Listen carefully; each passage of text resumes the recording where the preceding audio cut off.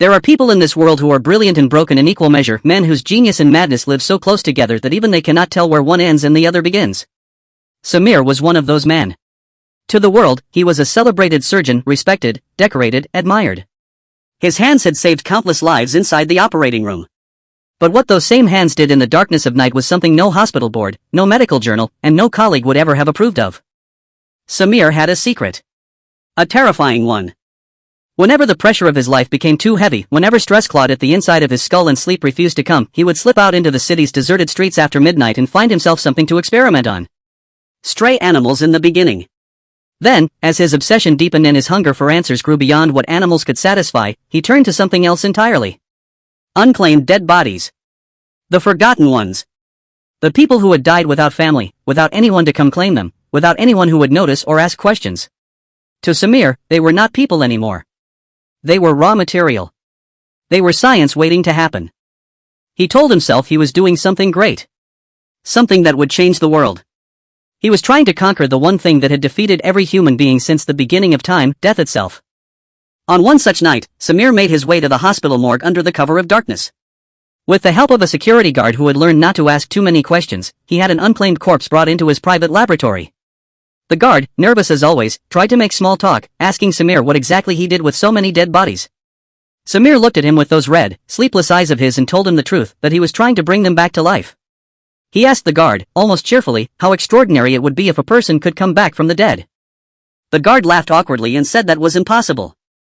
That the dead stayed dead. Samir tilted his head and said something that made the guard's blood run cold. He said quietly, with complete seriousness, that it was entirely possible. Because he himself had come back to life after dying once. And then he stared at the guard with those hollow, bloodshot eyes and said nothing more. The guard took one look at Samir's face and ran.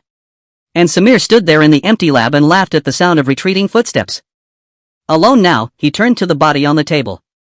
He examined it carefully, methodically, checking for cuts, wounds, signs of trauma. There were none. The man had likely died of a heart attack, which in Samir's calculation meant the chances of revival were significantly higher. No external damage to the cells. A cleaner starting point.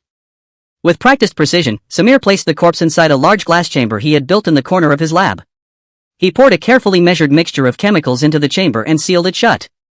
Almost immediately, thick white smoke began to fill the glass enclosure until the body inside was completely hidden from view.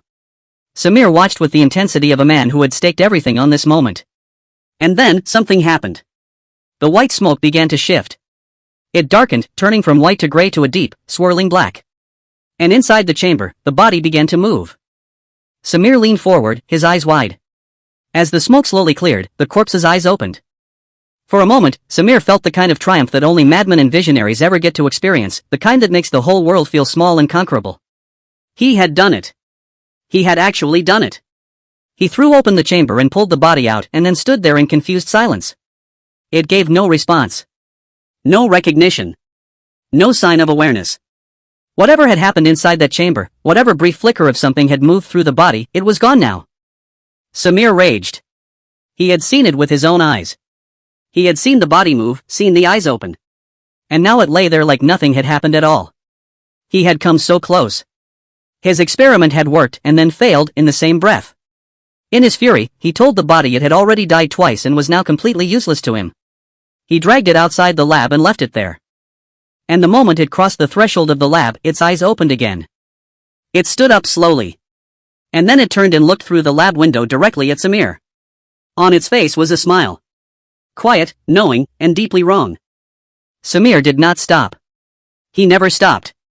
The obsession only grew. When the corpses refused to cooperate, he shifted his focus entirely. He began to believe that the answer he was looking for didn't lie in dead bodies at all, it lay in mirrors. In the reflections they cast.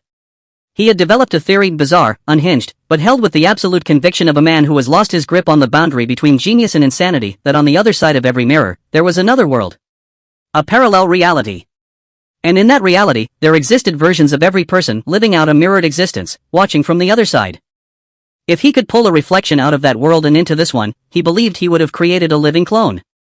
A second life. Proof that existence didn't have to be limited to one body, one death, one ending. He spent days standing in front of mirrors in his lab, conducting experiments, adjusting variables, recording observations. He muttered to himself about world fame and scientific legacy. He was certain, absolutely certain, that when this worked, his name would echo across history. And then one day, standing before the mirror, he laughed at his own reflection. And his reflection did not laugh back. Samir froze. The Samir in the mirror stood completely still. His hands were stained with blood. His expression was not a reflection of what Samir was doing, it was something separate. Something independent. Something that was simply watching the real Samir with calm, unblinking patience. A lesser man might have run. Samir felt the ice of terror move through him and then felt something else replace it almost immediately. Excitement. His theory was right. There was another world on the other side. And his reflection had just proven it. He was elated. He believed he had succeeded. He told himself the experiment was complete.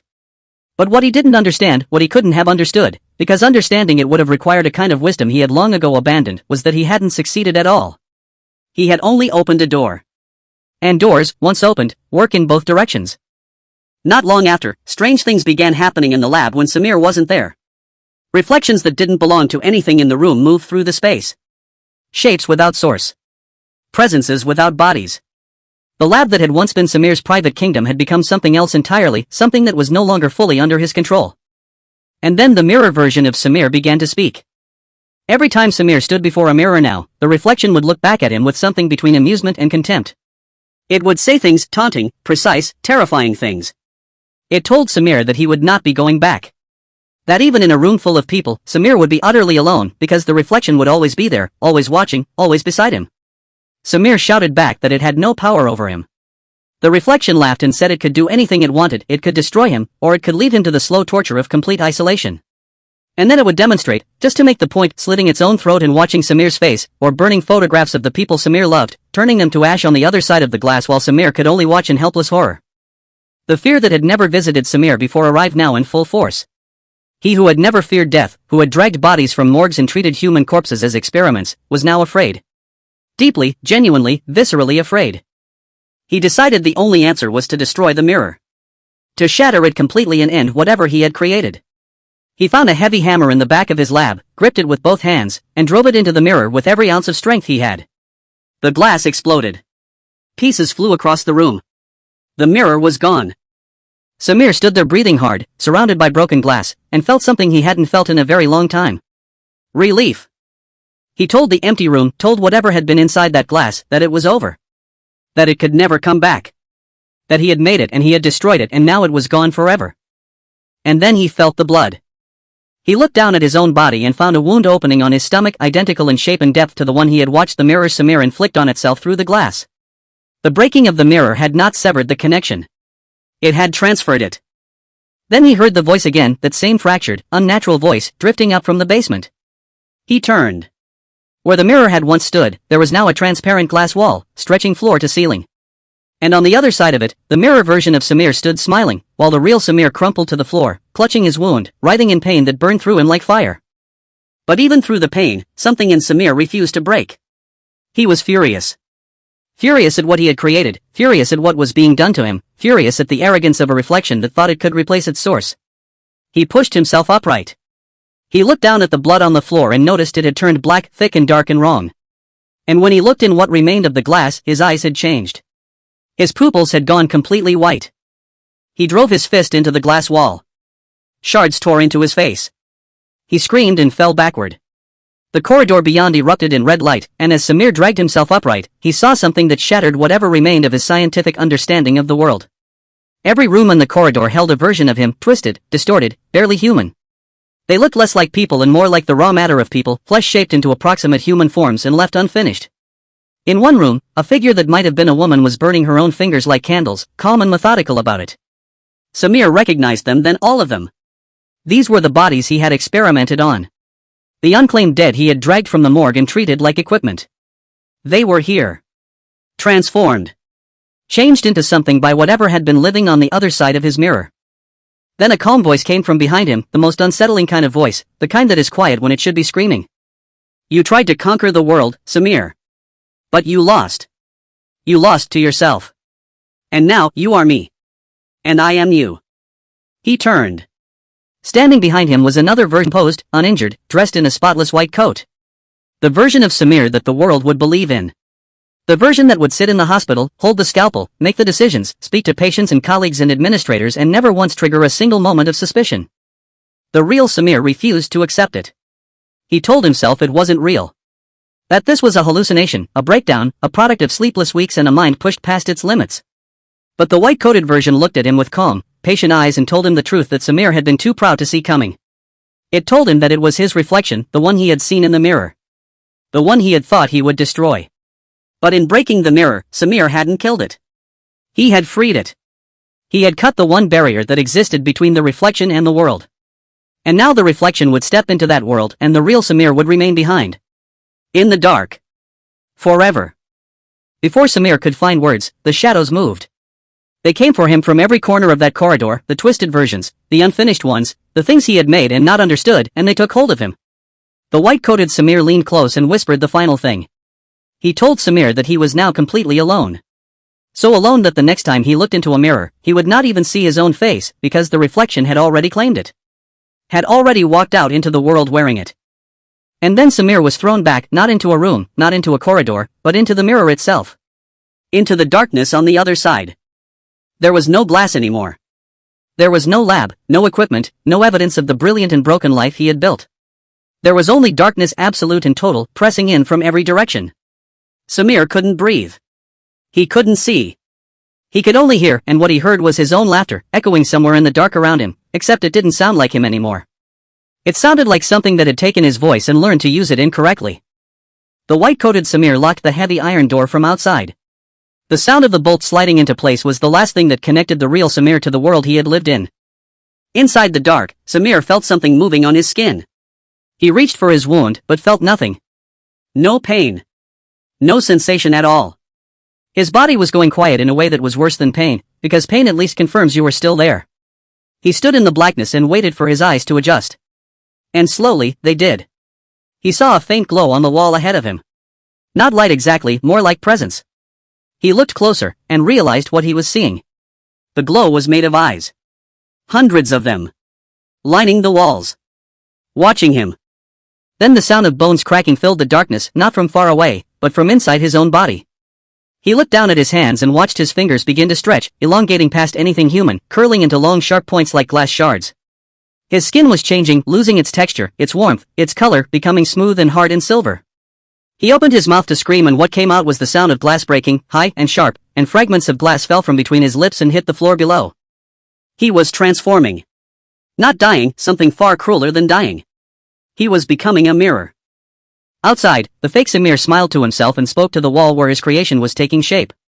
He explained what was happening with the calm precision of a surgeon explaining a procedure.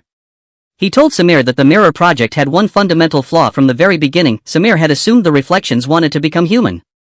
That they wanted to live as people, to feel, to be. But that wasn't it at all. They simply wanted in. They wanted to cross over.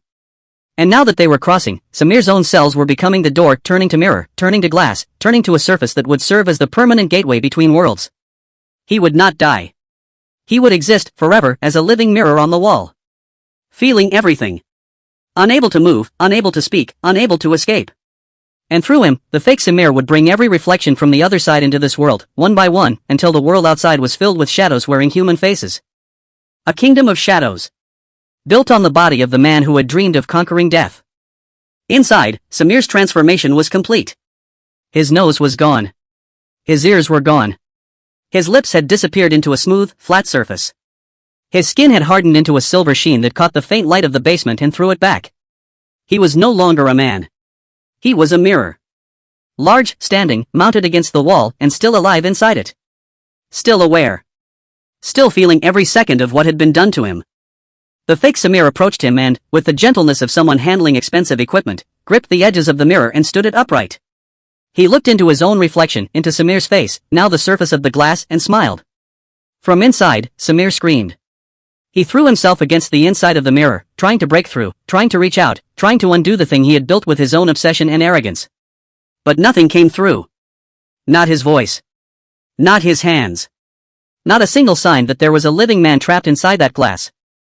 The fake Samir reached into his coat pocket and produced a surgical blade, the same kind of blade the real Samir had held over countless operating tables. He drew it slowly across his own wrist. And the blood that poured didn't come from him. It poured from the mirror. From the real Samir, trapped inside. Because they were still connected, reflection and source, and every wound the fake Samir inflicted on himself would be felt by the real one. Every cut, every injury, every deliberate act of damage would pass through the glass and into the trapped man inside. He couldn't escape. He couldn't die. He could only endure. The fake Samir buttoned his white coat, straightened his collar, and walked out of the lab with the unhurried confidence of a man who has an early surgery scheduled and a full day ahead of him. He walked out into a world that would never question him, never suspect him, never look twice at the respected surgeon going about his rounds. Because to everyone who saw him, he was Samir. The real Samir. The brilliant, decorated, admired surgeon whose hands had saved countless lives. And on the wall of the empty laboratory he left behind, the mirror clung to the stone, weeping tears of blood that ran slowly down the glass and pooled on the floor below, silent and invisible and completely unheard. Because a mirror can show you the truth. But it cannot speak it. And the truth it held now, the truth of a man who had chased immortality into the mouth of his own destruction, would hang there on that wall in the darkness, watching and suffering and utterly voiceless, for as long as mirrors last and shadows walk the earth.